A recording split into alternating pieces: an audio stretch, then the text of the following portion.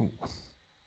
Hey, yo, guys, welcome back to the number one podcast for the NCAA Sweet 16 reactions. I'm your host, Keanan Allstott. I got my co host, Luke, on the other side of the screen. Luke, tell him what's good.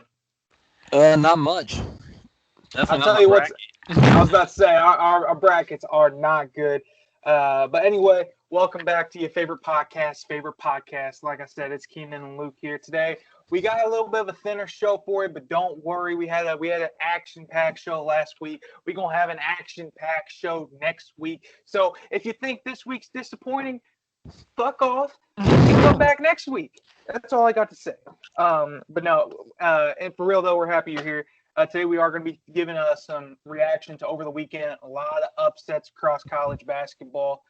We also got some allegations coming out of the NFL that we may or may not discuss. We haven't gotten that far yet. And we got Stipe Miocic and Francis Ngannou this weekend for the heavyweight title. We got some stuff to get in here to today. But first and foremost, Luke, the NCAA, what a crazy weekend. Yeah, I mean, we kind of.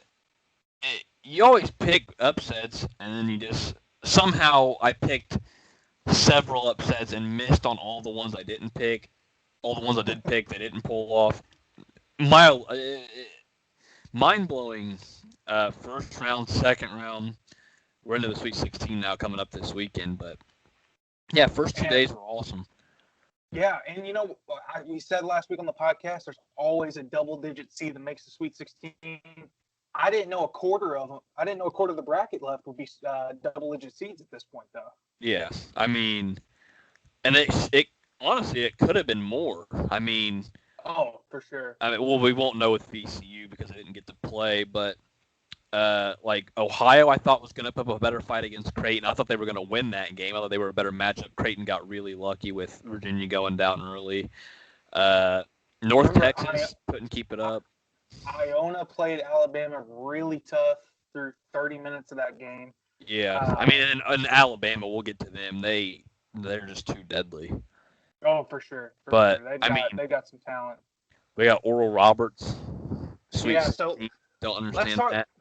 So let's talk about that first. Oral Roberts, the first big upset of the weekend on Friday afternoon. My bracket immediately busted like 4 hours into the tournament. If you guys recall last week, my championship game prediction, Gonzaga versus Ohio State. So Ohio State not making it out of the first round did a number on my bracket. Yeah, I mean, I had them in the Final Four, so that was great. Big Ten across the board really shit the bed. Kudos to them. I had my Elite Eight matchup out of that bracket was Ohio State versus Purdue. Both got upset by, I think they both went to overtime, right? Both lost in overtime to double-digit seeds. That's right. Yeah. And especially and keep in mind, Oral Roberts, a 15 seed. It's not like it was a fluke. They were leading a good portion of that game. It looked like they let the whole game. Oh, for sure. I mean, they let Ohio State back in it late, and then once overtime came, they controlled overtime from the jump. They got out to like a 7-point lead, and once you get a 7-point lead in overtime, it's a wrap, right? Yeah. I mean, and so Oral Roberts came out. They wanted it more. They had a lot to prove. Ohio State came out flat, thinking this was a gimme, and they paid for it. They paid for it with their season. Yeah, and then stick with Oral Roberts just for a second. They ended up going into the second round with Florida, who I think also came out of an overtime game against Virginia Tech. Yep. To kick off the tournament. I think that was the first game of the tournament. And Florida was kind of up relatively big most of the afternoon. I feel like they had a chance to put the game away a lot. They were always in the driver's seat. And then last 5 minutes, here comes Oral Roberts again, blowjob Bobby. And they ended up catching them, caught it. And then I wasn't paying attention. I was watching some other game. Forgot that one was on. That's my fault. Sorry, Oral Roberts. And then I flip it back over. There's like 10 seconds left. They're up by 3. I'm like, holy shit, they're going to pull it off. And they did. Sure. Credit to them. They now get, I think, Arkansas in the Sweet 16. And keep in mind, they were giant dogs. Ohio State 11.5 one favorite, Florida 3.5 one favorite. Oral Roberts, I mean, they're only the second 15th seed to ever make the Sweet 16. Arkansas, I mean, I didn't think Arkansas was that great of a team. I had them losing initially to Texas Tech in the round of 32. Arkansas pulls that out. I mean, I don't think that is going to be a close game. I think that is where Oral Roberts' season will end, is to Arkansas. But imagine if Oral Roberts, like 61st best team in this tournament going into it, imagine if they didn't make the tournament. Yeah, I mean, it'd be wild. I mean, and you're not wrong with Arkansas. I had them going out to Texas Tech as well in the second round. They should have. Texas Tech missed so many opportunities at the end of that game. I know they missed a layup at the buzzer or right before the buzzer. They missed another one probably 30 seconds before that, uncontested. It looked like missed it. You can't do that. You can't miss those. But Arkansas, they move the ball very well. They get up and down the floor. Moses Moody can hit any shot he wants. Justin Smith has really stepped up his game since he left Indiana. I know he's been a big piece for them defensively. He was on that. He protected the rim, I believe, on the last shot of the game. So, I mean, they've got guys who can move. They've got really good ball movement. They've got a couple guys that can get straight buckets. So that's what the tournament is about. Also keep in mind, I mean, Oral Roberts from here on out, they are going to be massive crowd favorites. I mean, they are going to be. I mean, if you're going to play Oral Roberts, like Arkansas Saturday or Sunday, whenever they play this game, they're going to be the heels. I mean, they are going to be rooted against heavily. It is going to be very favored in Oral Roberts' direction, and so that might be as close to an away game as you get in this tournament because everyone's going to be rooting for Oral Roberts. Yeah. And as we've seen against Ohio State and Florida, Big Ten and SEC. If you come out and underestimate this team, or if you come out slow, or you don't put you got to put your foot on the gas for 40 minutes. You take that off, Oral Roberts might make you pay and make you a meme at the end of the end of the game. Which that is an interesting case with Arkansas because remember they played Colgate in the first round. They were a 14 seed. Yep. Colgate got out to a hot start. They were up like 30 or I think it was 29-17. And then Arkansas went on like a 17-0 run in the first half. They ended up taking the lead into the break, come out second half on fire. Yeah, they were able to make up for it. They ended up winning by 17, but can you do that against Oral Roberts? I mean, they have Asmus, which don't even get me started on how this dude spells his name. It drives me up nuts. It's Asmus, but there's a B in there. Can't stand it. But dude was, I believe he was the leading scorer in the country this season. I mean, you can't just kind of take your foot off the gas against him and expect because he can hit any shot. He can get to the bucket. He can shoot from outside. He dominated Ohio State. And that, I mean, I think Arkansas wins it, but I'm not going to sit here and act like it's a foregone conclusion by any means. We've seen this happen before. We saw it just a couple years ago with Loyola, which we'll get to them in a second too. But I want to talk North Texas and Purdue. Man, I thought Purdue was going to be good, right? Yep, I had them in the Sweet 16. I had Purdue eventually taking out Baylor, which that would have been nice. But, like, North Texas, talk about the highs and the lows of the tournament. They get a massive upset win over Purdue. I thought they were going to take on Villanova and give them a game, and that just wasn't the case. Villanova could not miss. They were hitting everything in the first half. It was like a 5-point game. Next thing you know, they're down 15. Next thing you know, they're down 20, and the ball game's over, basically. Mm-hmm. It's got to suck for them to think, you just beat a 4 seed pretty convincingly. I think they gave Purdue everything they had, and I think that might have hurt them coming into Villanova. But, yeah, I just thought it was a shocking turn of events for them. And I mean, the problem is that as a double-digit seed, especially once you get into like 13, 14, 15, 16, the problem with that is that you put so much energy into that first game, right? Because you're facing one of the top 10 teams in the country. And so you put all this energy into this game, and then you only get a day to recover, right?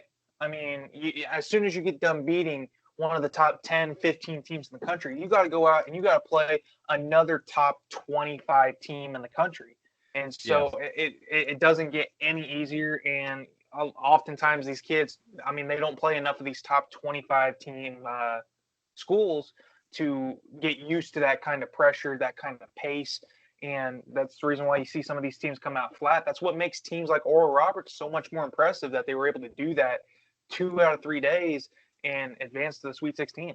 Yeah, and now they get roughly about a week to prepare for Arkansas, who they're going to have plenty to look at because they struggled out of the gate with Colgate, and then they struggled. They didn't struggle really with Texas Tech necessarily, not like they couldn't keep up, but Texas Tech gave them a ball game for 40 minutes, Sure. and so I think there's a lot that Roberts can take out of that.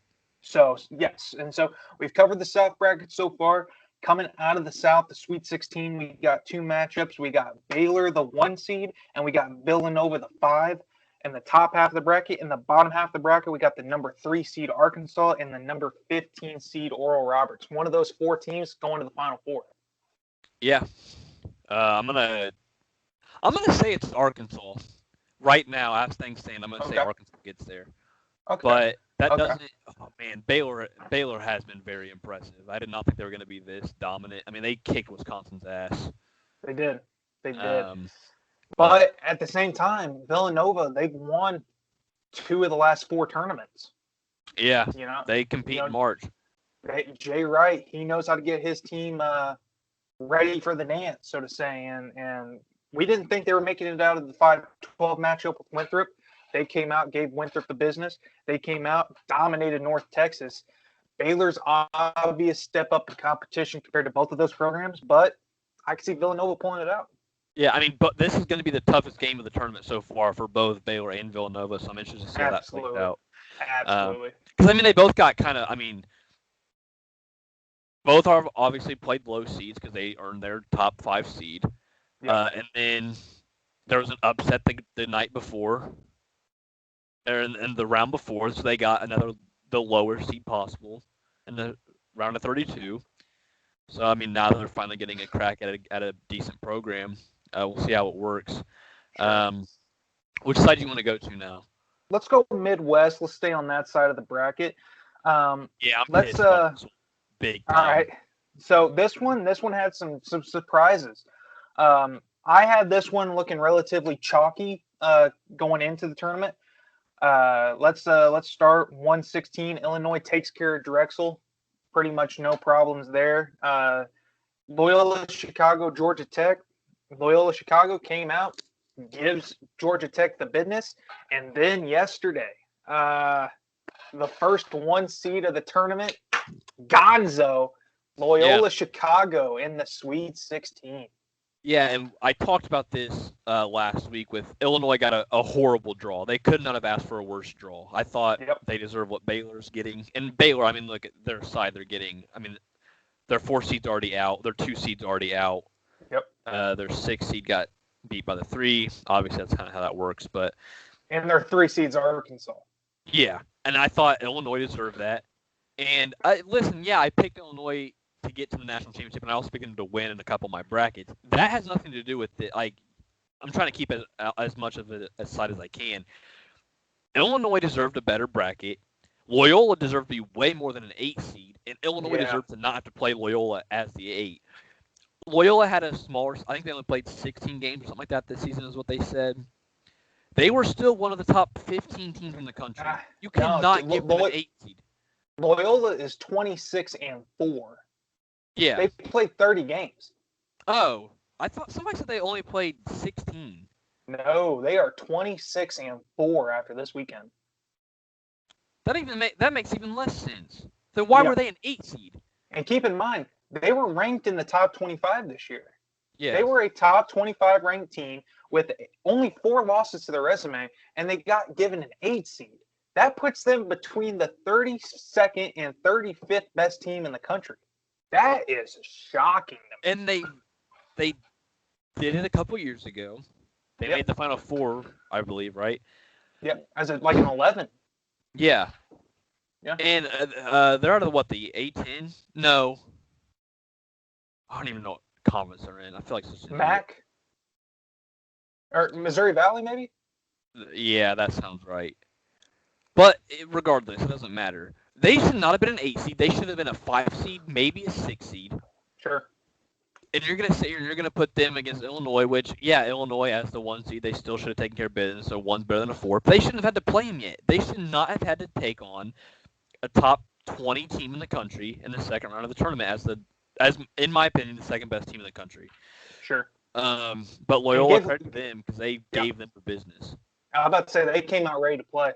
I mean, they knew who they were, and they came out and they just brought the fight to Illinois. Yeah. And I mean, this Midwest first round, I went I think 7 for 8. I'll take that every day of the week, but stop sleeping on the Pac-12 because Oregon State kicked Tennessee's ass and they kicked Oklahoma State's ass. Right? They're in the Sweet 16. Syracuse, we already know that they're going to be a tournament team. They're just like Villanova. They're just like Michigan State, except not this year apparently. But Buddy Boeheim. Boeheim's player with big old boulders between his legs, just smacking any shot he wants. Yeah. I mean, they dominated Morehead State. West Virginia tried to make it a game, but Buddy just doesn't miss. You can't beat a team who's got a kid who just doesn't miss a shot. Yep. And which saw that again in one of the other brackets too. Rutgers, listen, Rutgers beat Clemson, saw that one coming. Big Ten, hey, they have some hope. Houston got past Cleveland State, not a surprise, right? But then, Rutgers has Houston on the rope. They're up 10 with 3.5 minutes left. And I was going to say, you're not giving this enough credit. You're not giving this enough credit. Houston looked lost. They couldn't make a shot. I mean, not only were they down 10, they were on like a 6.5 minute scoring drought. They absolutely could not buy a bucket. I mean, it was bad. And Houston, now tell me what you think about this. What did you think of Rutgers stalling the clock out with 3.5 minutes to go? Didn't like it. They were scared. Yeah, that's all it was. Absolutely. They were legitimately like I saw. They brought it up. I think they were up like 7 or 8 at the time, and they brought it up past half court and just stood there. I'm like, they know that if they take shots, they're not going to win this game. They're trying to run as much of the clock out as they can, and you can't play that way. You have your foot on their throat. You take it to them. Jacob Young was balling, and they refused to do anything. They had like a 10-point lead, 3.5 minutes left, and they shit the bed. I mean, they just gave that game away, and it was a perfect testament to the Big Ten this year. Yeah, and I mean the strategy ended up really biting them in the ass because once Houston took the lead, there was no time on the clock. They had one possession to get it right, and then they turn the ball over. Houston goes down, makes the free throws. It's a wrap. Houston in the Sweet 16. Granted, I had a little bit of invested interest, I guess. I had Houston in my Final Four, so I was, kind of rooting a little bit. But, no, Houston did not deserve to win that game. I mean, if Rutgers just plays the style of basketball that they had played for the first 36.5 minutes for just another 2 minutes, Rutgers is in the Sweet 16 as a 10 seed. Yeah. And now, instead, we're looking – I mean, the Sweet 16 out of that bracket is Loyola – the 8 seed, Oregon State the 12 seed, 11 seed Syracuse, and then 2 seed Houston. So Houston should be, on paper, they're the better team, or the only team with a shot. But it's not going to surprise me if Loyola makes a run because, I mean, they kicked Illinois' ass. Yeah. At least an 8 seed is going to be in the Elite 8 this year. Possibly a 12. Yeah. And if Buddy Boeheim can shoot the lights out for another half, we could have an 11-12 Elite 8 matchup. How crazy is that? It's wild. And, it's just weird because we were talking about, like, this could be the year it's complete chalk because nobody knows what's going to happen. And it's been the exact – I mean, none of this shit's been predictable. I mean, we've got games – we have some games that are going – I mean, Drexel scored 49, and then Illinois comes back and scores 58 the next night. Or the next game. Tennessee only scored 56. I thought they had enough offensive firepower to make everything competitive. Houston won with only 63 points. And then you've got other teams like Oregon who has to score 90 to win. It just everything's all over the place. But so to keep in mind, like you mentioned, it is Loyola, Oregon State, Syracuse, Houston. You say you got Loyola coming out of that bracket? Yeah. I'm going to take the chalk pick here. I'm going to take Houston. I'm not saying I'm sticking with my picks, but Houston, they do play good defense. They play defense when it matters, and I think that yesterday provided the scare that they needed to hopefully keep them in this tournament. Yeah, I think Loyola and Houston is the matchup, but I could. That's what's awesome. Like now with this side is that any of these four teams can come out, and it wouldn't surprise me whatsoever, and I wouldn't be mad about whoever it is. I like seeing Syracuse run that zone. I like Buddy Boeheim. Dude doesn't miss, right? Houston, they've played good ball all year. They played good ball for a few years, really. Oregon State's a good story at the 12 seed. They ran through the Pac-12 tournament, got into the big dance basically at the last second, and then Loyola's an 8 seed who shouldn't be, but they're still always that Cinderella sister Jean story type that you want to kind of root for. So I have no problem with whichever of these four teams comes out of the Midwest. Yeah, and I mean it's legitimately any team out of the Midwest could win it all. Yeah. I mean, granted, I say that with the caveat that Gonzaga has a bad night in the finals. But if Gonzaga has a bad night and one of these four teams can get hot, you could be looking at a national champion out of the Midwest. Yeah. Going to the other side of the bracket here, we're going to go to the West now. The West, I got this one. Fairly right, I think. Well, not fairly right. I did all right. So in the West, first round, I got 6 of the 8 correct. Or no, I got 5 of the 8 correct. Oregon and VCU did not play. COVID-19 positive on VCU. VCU forfeits. Oregon advances on. So kind of going through this here, Gonzaga, Norfolk State. No surprise here. Gonzaga takes care of business. Oklahoma, Missouri. I said it last week on the podcast. I know I've watched enough of these two teams to know that I don't like either of them. I just like Oklahoma slightly more. So I had Oklahoma winning. Oklahoma, Gonzaga in the second round they play. Oklahoma put up a decent fight. They kept it they caught within striking distance, throughout some of the second half. Gonzaga just too much though. Gonzaga in the Sweet 16. No surprise there, 28-0. Going down, Creighton and UCSB. You had Creighton losing this game to USC to Santa Barbara, didn't you? Yeah. Yeah, I did. So I'm with you. I had Gonzaga easily. I thought Missouri was going to be Oklahoma because Oklahoma's top player was out.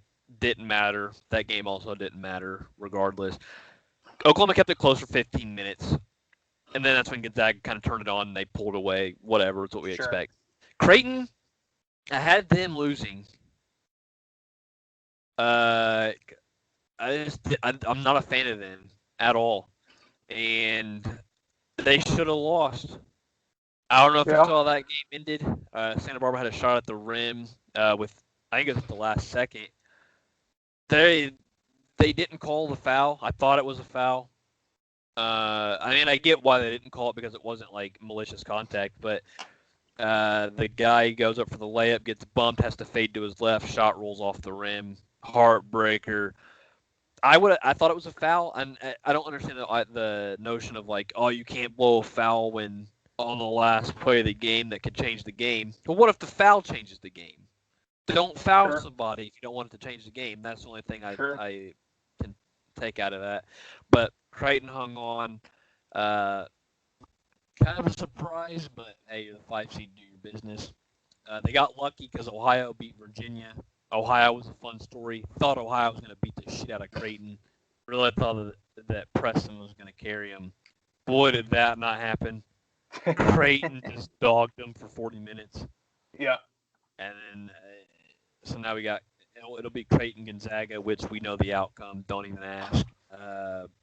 Creighton's been underwhelming. They got lucky because Virginia lost. I thought Virginia didn't match up well with Ohio, but I thought they matched up well with Creighton. And for them, you just need that kind of luck on your side. And for them, pulled off. But and like you just said, don't get it twisted. Creighton and Gonzaga, that's a mismatch. I mean, to beat Gonzaga, you're going to have to play your best minute of basketball times 40 and then hope Gonzaga has an off night, because your best basketball and Gonzaga's best basketball is not going to win you. Is not going to win. No. Not even close. So going to the bottom half of this bracket, this one does make me a little sad. I had Drake going to the Sweet 16. USC gave him the business. Kicked Drake out of the tournament there. Thank you for playing. Kansas, Eastern Washington. Kansas rolls Eastern Washington, gets them out of there. Oregon, VCU tests positive. Get out of here. Good defensive ball game though, 1-0. I mean, that's pretty good, to be honest with you. Iowa, Grand Canyon. I thought Grand Canyon would be lighting it up from deep. You know, you got all that space in between your baskets. You know what I mean? But no, Iowa takes care of business. Second round is where this got interesting. USC, Kansas. We both said it last week. We did not think Kansas was 3-seed worthy, and USC came out there and showed that. USC rolls them last night. USC 6-seed into the Sweet 16, and then Iowa, Oregon. Iowa, we said that Iowa wasn't great, but I thought they were going to be playing VCU. Turns out they played an Oregon team that had 10 days off, well rested, and was lighting it up from deep. Yeah, I mean, listen, I'm going to be honest with you. I told you USC was the sleeper in this tournament. I think they're going to be the toughest fight for Gonzaga. Beat the shit out of Drake. Yep. Beat the dog shit out of Kansas. Like, didn't even let them smell the floor. It was bad. Yep. Saw that one coming. Oregon, I thought they were going to beat VCU. After Iowa played Grand Canyon, I was very confident that Oregon was going to kick their ass. And it was close there for most of the first half, and then Oregon went like a 10-0 run heading into the break. Put up 56 points, I think, in the first half. Hey, Iowa. You can't give up 81 points to Indiana this year and then expect to make a run. Your defense can't handle a bad offense. I can't expect you to handle a good offense. And Oregon slapped them. And Figueroa couldn't miss. They were shooting lights out from deep. They were attacking the basket. Listen, Luka Garza, great story. Obviously, he's an icon in college basketball. Hero for Iowa for 4 years. Yep. What? Like, yeah, he needs help, but, like, he had 36, I think, 36 points, 9 rebounds, and Iowa had no shot. No. They can't defend. I don't think, and I don't want to, like, to take this, like, completely just bash him, but I don't think he's an NBA player. And Iowa just wasn't good. And Oregon was, and yeah, you could say that everybody slept on the Pac-12. I think that's fair. I also just don't watch a lot of Pac-12 basketball, but the two teams I watched this year were USC and Oregon, and guess what? They were good. And, I mean, I'm not going to sit here and watch Oregon State Beavers basketball at 11:30 on a Tuesday. So sorry for that, but USC's got some ballers. Oregon's got some shooters. That's going to be a very fun matchup in the Sweet 16. I hope USC wins because I want to see Gonzaga get tested. Yep. But we'll see what happens. Yeah, I got Gonzaga. So just to recap, we got one seed Gonzaga, undefeated 28-0, 5 seed Creighton. We have 6 seed USC and 7 seed Oregon. Nothing's changed my mind. I still got Gonzaga going to the Final Four out of this bracket. Yeah, and what we want to talk about, or what I want to mention real quick, like we see all these teams like Illinois lost, Michigan, which we'll get to, they had to put up a fight. Ohio State's out, Iowa's out. All these top teams are struggling. Baylor won by 13. Gonzaga won by 43 and 16. They are just different. You can't sit here and look at them. Oh, they have an asterisk. They haven't played anybody. Listen, I don't care who they play. And they're going to say, well, they didn't have X amount of games, so the undefeated season doesn't matter. Fine, go play UMass after this whole tournament. Go play one more stupid game to get one more undefeated win, because they're going to beat the shit out of anybody. It doesn't matter who it is. Yep. You're telling me 32-0 isn't enough to constitute an undefeated season? I mean, if they're 13-0, okay, I can buy that a little bit better. but 32-0. You're telling me 32 times you walk onto that court and you don't even go to overtime? You They've don't had even have a game. one game within 10 digits, or within single digits, and that was West Virginia like 2 weeks into the season. Yeah. Other than that, it has just been straight down. They have averaged over 90 points a game this season. Who else does that? NBA Nobody. Teams. Exactly. I mean, mean, it's insane what they're doing. So yeah, give me Gonzaga. At least over Creighton. I'm scared that if USC wins, they'll put up too much of a fight and they could knock them off. But I think that's what they need. They need to get some sort of test before the Final Four because anything can happen. But yeah, give me Gonzaga out of this bracket. That's not going to change. Understand that. And then we go down to the East. The East, we both thought this was going to have a lot of upsets. We thought this was going to be a lot of fun, a lot of craziness. Well. Mixed bag. Yeah, we had a lot of fun elsewhere, but this one ended up being kind of boring, to be honest with you. I mean, yeah, to a degree. I mean, Michigan, yeah, they beat the 16 seed. LSU beat St. Bonnie's pretty convincingly. Those two are pretty much washes. We knew that was going to happen. Yeah. Didn't expect Colorado to just beat the brakes off of Georgetown. Put up 96 on it after Georgetown had a very impressive Big East run. Yep. Colorado puts up 96 against Georgetown, goes on, puts up 53 in the next round. Great, consistent basketball. I didn't know Archie Miller took over. Florida State beat UNC Greensboro. They got Colorado. They beat them by 18. Just absolute mismatch. I don't know what's going on in the East, right? This BYU-UCLA matchup wasn't fun for anybody involved. That was the dumbest, most boring game of the tournament. Whatever. UCLA wins. Abilene Christian beats Texas, who, I don't care if you're talking baseball or football or basketball. Texas is fraud. They're not back. They're down. You can suck it. They are not good. McConaughey, congrats. Your program sucks. Your football team's never going to be back to where they thought they were. They can't compete in the tournament. They lost to Northern Iowa like 3 years ago. Yeah. What's there to say? Yeah, Abilene Christian beat them. And I thought, they're going to put up a fight against UCLA. No. Just no. UCLA beat the shit out of them. UCLA barely got into the tournament. They beat Michigan State in overtime. Yep. Double-digit win over BYU, 20-point win in the round of 32. Now they get Alabama, which, whatever. Oh, foreshadowing. Oh, I ruined the tournament. No, whatever. Who cares? Well, keep in mind, it's the exact same reason going back to North Texas. You put all your energy into this 3-14 game. You think, we got to lay it all on the court tonight, and then if we have anything left, then we'll regroup for the round of 32. But we got to win tonight.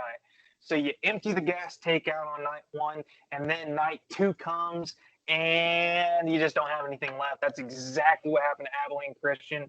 UCLA just went out there, scored too many points. Abilene Christian, they had one of the more efficient defenses in the country. Didn't matter. UCLA pieced them up, got them the hell out of there, and now we have 1 seed Michigan, the only Big Ten team left in the tournament. They're going to be playing 4 seed Florida State. And then in the bottom half, we got 11 seed UCLA and number 2 Alabama. Again, nothing in this bracket has made me change my opinion. I have Alabama coming out of this bracket and going to the Final Four. Yeah. I originally had LSU coming out. I've got Alabama now. I mean, they put up 96 on Maryland. They can get hot at any point.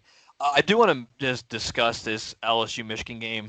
Again, bias aside, I'm an LSU fan. I hate Michigan. But not like enough to where it's like, that's my team versus my rival. No. College officiating is so bad. Like, in general, especially with the charge block calls. I think charges should be taken out of the game entirely anyway. I think it's a dangerous play. It's a stupid play. There were too many times in that game the officials got the block and the charge wrong. They only called contact on one side of the floor. And if it was a charge, they were calling blocks. If it's a block, they're calling charge. And it was swinging momentum. And it was mind-blowing because as soon as LSU gets it within a point or a possession, there's a big foul or a no call that completely changes the game again. And it was all night. I mean, LSU was up, I think, 6 towards the end of the first half. Michigan came back, got the lead before the break, took that into over or in the second half, and kind of went on from there. But like, college officiating just has to get better. They've got to fix the replay system like how the NBA has. They've got to fix blocks and charges and what people like their feet aren't set. You can't call charge if a guy's running. If he's going full speed and diving in front of the guy attacking the basket, that's not a charge.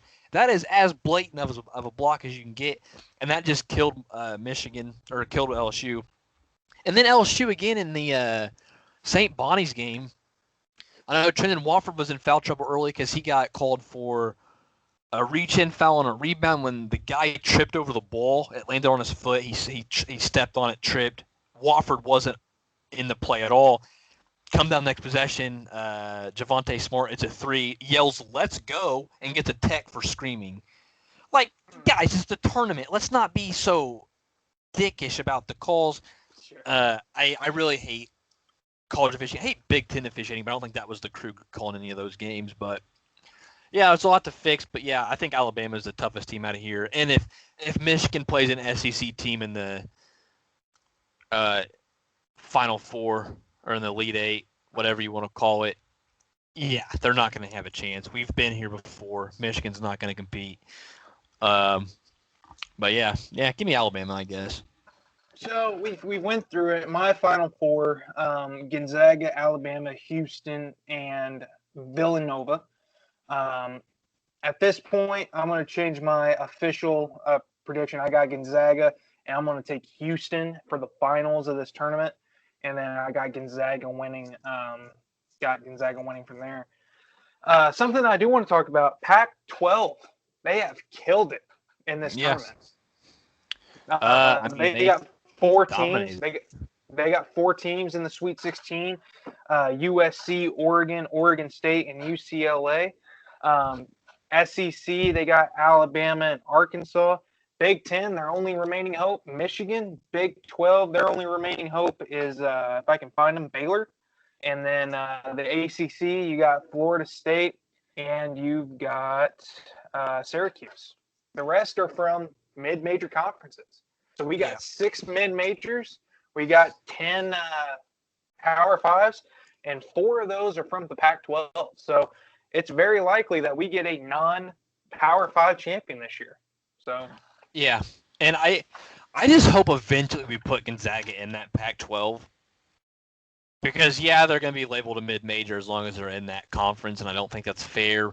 But like, if you put them in the Pac-12, I still think that they win that conference convincingly every single year. Sure. It's just going to be a lot tougher, and maybe they don't want that, but it'd be fun to see them with USC, Oregon, Arizona State, Arizona back when if they're ever good again. But to make a lot more sense than playing Mount St. Mary's a couple times a year in blowouts. But man, as it stands, the Pac-12. I mean, the Pac-12. I mean, all their teams. I mean, they've got a 6 seed, a 7 seed, an 11 seed, and a 12 seed. It's not like their teams are highly ranked. All these teams are, mid seeds or double digits, and they just went out there and they have put some grit to the table, and they have just shown that, hey, we're here to play. Yeah. And I think like Oregon and USC have been 2 of the best teams in the tournament. It sucks they have to play each other, and then the winner of that gets Gonzaga. So you're probably not going to get one of them in the Final Four because I think that's their best shot. But I don't know, man. My Final Four originally was Gonzaga, LSU, Ohio State, and Illinois. Boy, is that not going to happen. I'm going to keep Gonzaga. I'm going to take Arkansas. I'm going to take Loyola and Alabama. Gonzaga and Arkansas in the title game. Gonzaga and Arkansas. That's a bold pick. That's bold. It'd be a hectic one. I know that much. The right side of the bracket is not going to be fun in the title game. Or it's not going to be expected. I mean, Baylor's your only real hope of a team competing with Gonzaga. But are they really going to compete though? No. I'm about to say, from what I've seen of them since they've come back from their COVID break, they've looked like they've looked like a 3 or a 4 seed kind of team. They don't look like the undefeated team that they were before they were, COVID. Everyone was saying, "Oh, are we going to have 2 undefeated teams going into the tournament this year? Are we going to have an undefeated national title?" No, Baylor has not looked promising.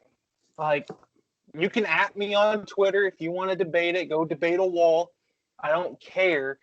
Baylor has not looked 1 seed-ish to me over the last month or whatever it's been since they come back from COVID. And here we are.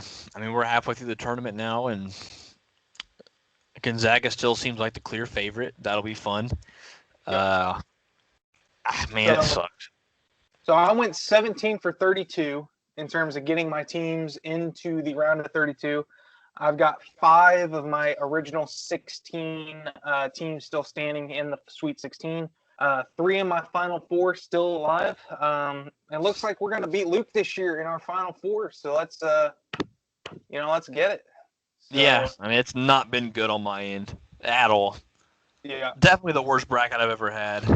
But that's fun. At least makes it interesting. I don't have to worry about every game. Now it's just like root for whatever chaos you can get. What do you think of the tournament being all in Indiana so far this year? I mean, I haven't really witnessed it like firsthand, but it's definitely been like it's exciting because I know it gives Indiana a chance to kind of show off what they're capable of, and I think they've done pretty well with it. But it's cool seeing like big programs playing at Mackey and at Hinkle and Assembly Hall and getting that kind of. And these are arenas that we know since we live in the state, and like the teams that we watch all the time play in these arenas. But like for someone in Oregon or someone in Florida watching a game at the Farmers Coliseum or whatever, they're like, what who the hell plays here? And it's like, well, like we go to shows and stuff all the time at these venues. You know what I mean?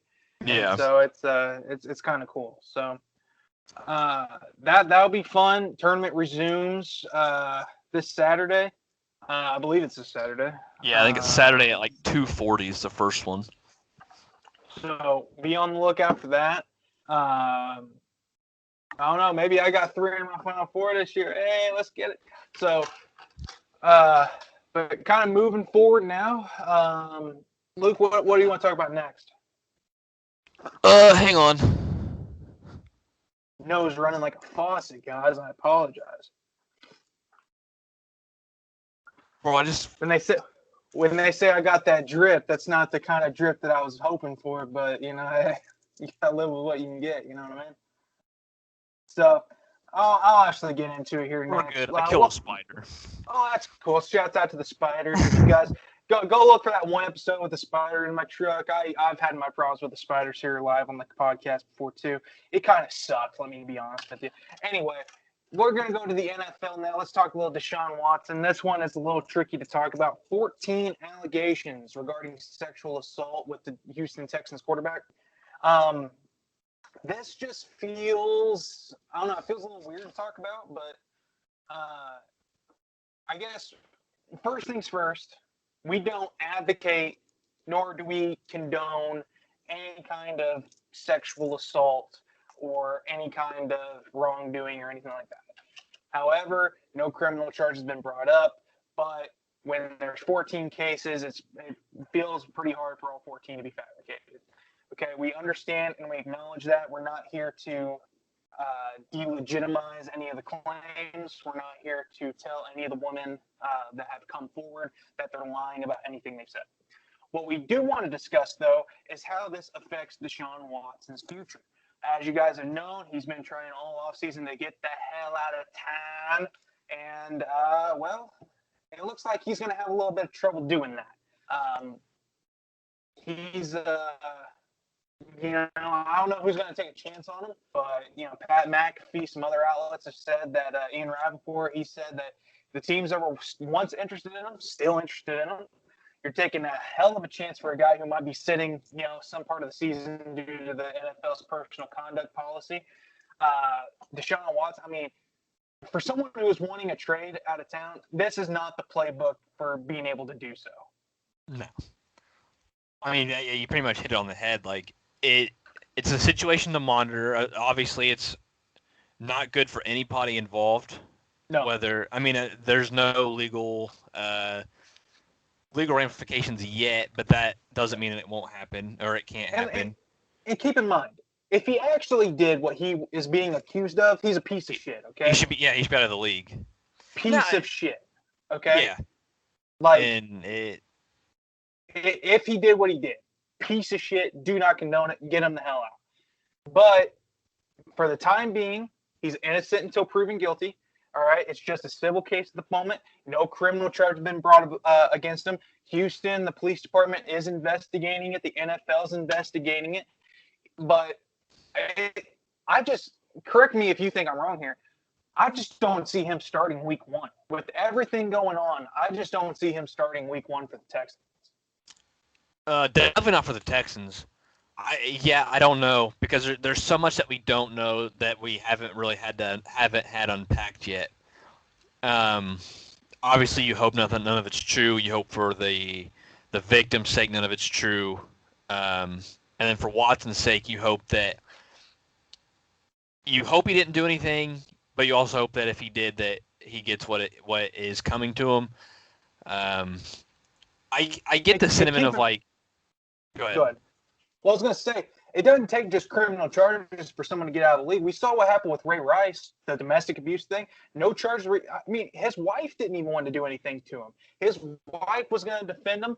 I don't want to say to keep the money rolling in or whatever, maybe not to affect his career, but she wasn't going to do anything, press any charges, anything. And the NFL told him, yeah, you're blackballed, buddy. No way you're getting back in. And so it doesn't take a criminal charge for this guy to get, put on the list. You know what I mean? And right. So, and we've seen NFL quarterbacks. I mean, they're not immune. I mean, we've seen Tom Brady. He's been suspended by the league. We've seen Michael Vick go to jail for illegal activity. Ben Roethlisberger, I want to say he got suspended over the bathroom incident years and years ago. I can't remember what the punishment was for that. But what we're saying is that this is not the first time a A-list top-tier player has caught himself in some hot water, and there has been a history of the other players paying for it. And so why should Deshaun Watson be exempt to that? Yeah, and I think, like, I understand the sentiment of, like, I don't see Watson being that kind of guy, and I get that. I see Watson, like, you've seen what he has done in his community and what he's done in Atlanta where he's from and down in Houston. But that doesn't discredit anything if any of this is true. You can't say, well, he did good things, so therefore he's allowed to do something like that. That's not how it works. Doesn't matter whatsoever. You hope it's not true, just because you see a guy like Watson, you want to root for him because he has been so. He's been an uplift for Houston, for Atlanta. Out of the draft, coming out of Clemson, and he was a Heisman candidate. But if any of this is true, none of that matters whatsoever. No. Doesn't deserve at the end of the game. No, at the end of the day, this shit's a game, right? It's just a game, and you're out there affecting real life individuals who, if that's true, they're going to think about that for the rest of their life. You've got one of the most prominent figures in the city of Houston, maybe the most prominent. Maybe between him and J.J. Watt, if you want to say in terms of just athletes, James Harden while he was there, you could probably put in that same kind of tier. But you got one of the top 3 most prominent figures in Houston, and then he's going to do something like that to you. I mean, you come out and say something, half the city's going to be down your neck saying, "Oh, great! Now we're playing Tennessee this weekend. We don't even have Watson on the field, huh? Was it really that bad, huh?" And that's bullshit. That's bullshit. That completely delegitimizes. I can't say the word. Delegitimizes the victims or anybody involved. You can't really. And we're not doing that. We're not doing it. No. If he is guilty, if he did do this, he should see his day. Yeah. Absolutely. But until we know more, we can't really spend too much on it just because I'm For not sure. trying to get myself in any hot water. I'm not trying to put blame on anybody who doesn't deserve it. I'm not trying to really risk any further involvement just because you don't know. You don't know what's going to come out. Anything can happen between now and really August when he's expected to report to camp. So Sure. we'll see But, what happens. you know, Hopefully it's not bad. But the pro and like what we were originally saying, this just affects his trade value, because what team, should all this be true, should, not saying it is, not saying it's going to be, just should it be true, what team is going to take the chance on having your starting quarterback out of the league for X amount of time, knowing you're probably going to have to give up 3 first rounders, a couple players, you know what I mean, and then you're going to have to take on all that salary cap. If the guy gets out of the league, is that all dead cap? it'd be on the exempt list, and I think it voids some of the money. I just don't know how much that's going to But alter. you're going to trade 3 first rounders for a guy who's not going to be able to perform on your team. I mean, Probably granted, not. people overrate their draft picks all the time, right? Philadelphia, for instance, they can't hit on a draft pick to save their life. But that's 3 chances to transform your organization, okay? And I don't know. I mean, if I'm Houston right now, I probably want the draft picks. I would probably be calling somebody up, seeing if I can get that kind of offer. But on the flip side, if I'm on the other end of the phone, I'm not entirely sure I want to give that up for a guy that I'm not sure, one, you know, what's going to happen to him legally, and 2, if he's going to be on the field for me after the NFL gets done with its investigation. So as that story develops, we'll bring more to you, but that's definitely something to keep an eye on here in the next coming days and weeks. Yeah, there's a lot to unpack. Hopefully it gets resolved in a timely manner, and the fact that they do their due diligence and everything is done properly. But Sure. yeah, we'll see how it affects. I mean, I don't think it'd be silly to sit here and say, well, Houston's setting this all up to tank his value when they're the ones that are trying to get assets back for him anyway. If they're trying to trade him, they're not going to try to get less back. That just wouldn't make a lot of sense. But yeah, we'll figure that out more. Hopefully sometime. Obviously, you don't want to speed the process at all, but we'll see what happens with that. Other than that, I don't really have much else. We got we got baseball starting up next week, opening day. Hopefully we'll be able to bring to you a prediction show before opening day. We'll go through our season picks in terms of Cy Young, MVPs, World Series matchups, all that stuff. Hopefully we'll be able to bring that to you next week. We'll be able to analyze some of the Final Four for you.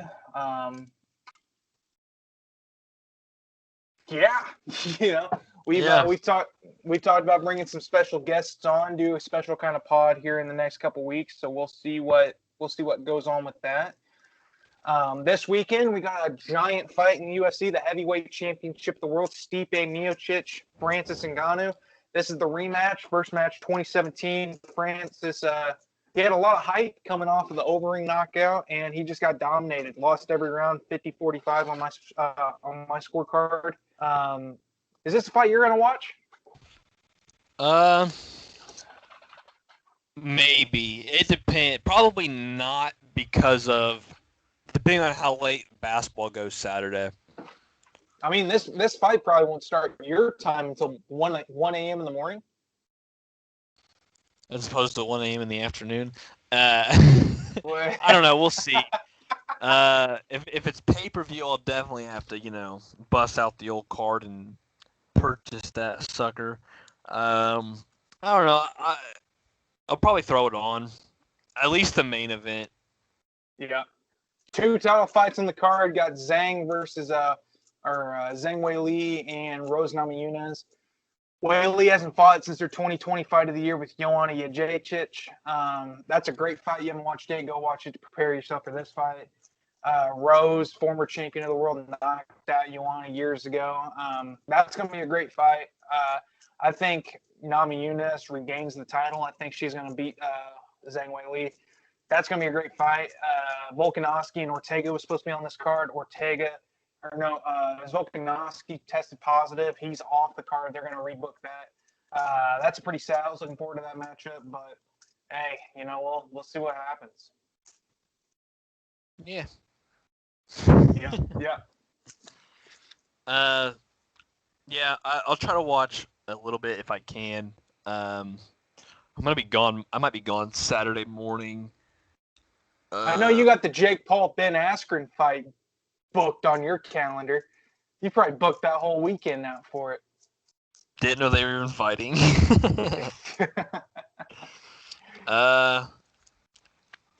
Man, who's Ben Askren? Is he the one that got knocked out, or is he the one that knocked the dude out? No, he's the one who got knocked out by Masvidal in 5 seconds. Yeah. I'm a big Askren fan. I mean, I really thought he was one of the last great specialists in the sport. I mean, in terms of just straight specialists in the sport, you don't have many of them anymore. I mean, you had him as a wrestling specialist. You had Damian Maia as a jiu-jitsu specialist. Gokhan Saki was a kickboxing specialist. He's out of the UFC now. The rest of the guys, they cross-train now, and, you don't get too many just true specialists like you had back in the day. You get a lot of guys who are strong or came from a certain sport, but they know enough boxing and Muay Thai and stuff to be able to get all that out. But Askren, probably the worst striker in mixed martial arts when he was active, and he's going to fight Jake Paul in a boxing ring. So that's going to be exciting. I'm going to watch it. I'm not afraid to admit it. I'm intrigued. When is it? April 17th. April 17th. They're doing it in Atlanta, football stadium. They're going big for it. So, Got to. It's gonna be a lot of fun. It's sad to think that Jake Paul, who is 2-0 in a boxing ring, and Ben Askren, who has never had a professional boxing fight, they're probably going to have the most bought pay-per-view of the year, and it probably won't be close. I expect this to do over 1 million buys. It's impressive. Yeah, it is. I mean, Jake Paul, people want to give him shit, but the guy knows how to market himself, and he's got skills. I mean, I don't know if I'm almost positive he doesn't have skills to be world champion or even a top 100 level boxer.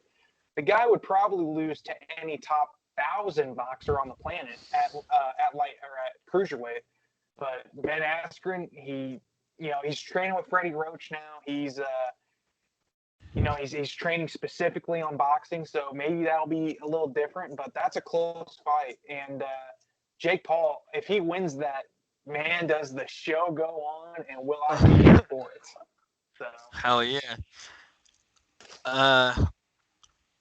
Yeah, is that? It's like six weeks ahead. I can't count. That's not even actually. No, it's like a month away. Maybe 3 weeks. Yeah. I don't know. I thought today was like March 2nd, so we're still. I was about to say it is definitely not 6 weeks away. I promise you that. We'll figure it out. But yeah, like you said, I think MLB opening day is April Fool's Day next Thursday. We'll try to figure out a time. We might be looking towards Wednesday, depending on everything, depending on scheduling, just because of how the tournament goes. I think tournament ends this round ends on Tuesday, or this next stretch of games ends on Tuesday. Try to get some previews in. I got to think who I'm going to pick. We're going to go Cy Young, MVP, playoff picks, World Series predictions that I already forgot what I picked, but I think I have an idea. Maybe Rookie of the Year, but I don't know. Maybe I don't know that many rookies. But yeah, next week should be fun. Can't wait for the Cubs to suck balls for the next 6 months. Yeah, that's really about it. There's not really a whole lot else going on in the world of baseball. Yeah. The world of basketball. NBA sucks. Does. I mean, oh damn, the Bucks are still really good, and the Lakers are still good, and then the other teams aren't. That's crazy.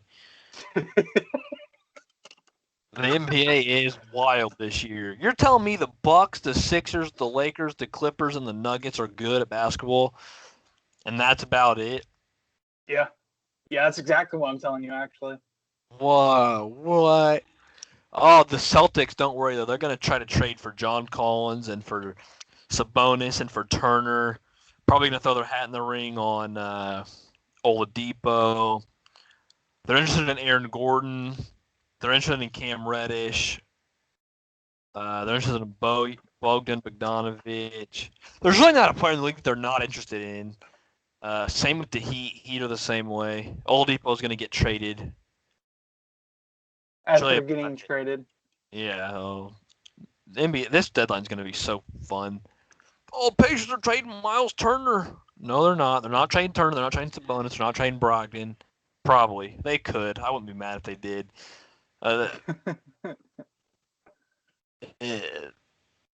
Pacers aren't getting Cade Cunningham, okay? No matter how Knicks, the rest of the season, there is no way they get him. I hope the Knicks go after Patty Mills. That'd be pretty sweet. I don't think San Antonio's giving up Patty Mills, but it'd be pretty nice. I mean, I doubt it. Rudy Gay would be pretty cool too, but I don't think Rudy Gay's probably he could get moved because he's old and the Spurs aren't like gonna win anything this year. And he's great defensively. He's got like a top 10 defensive efficiency rating. Yep. Wish the Pacers would get him, but nah. I mean the Knicks. I mean they can't score any points, but I mean if you just keep decreasing the amount of points your opponent scored, maybe you got a chance to win. And you know, one spot that could be upgraded on that floor is the 3 spot. And Rudy Gay, Patty Mills. I'm just saying, I wouldn't be mad. Not at all. One of my friends, his name's Martin. He was saying, you know what they should do? They should put Mitch Robinson at the 5, Julius Randle at the 3, and Nerlens Noel at the 4. Just have a shrink system instead of a stretch. Just really condense around the glass. Really made me laugh. Shouts out to Martin. That's what the Pacers want. Oh shoot. So man. But yeah, I guess that's all we got this week, guys. Like I said, it was a thin show, but come back next week. We're gonna have a jam-packed, action-packed show full of baseball, Final Four talk, and we might have some fight analysis too for you. We're gonna have a busy show next week. Make sure to tune in. Until then, you know, just be safe. You know, stay dry. It's raining over here in Indiana. If you're from here, so. Damn, you're a weatherman too.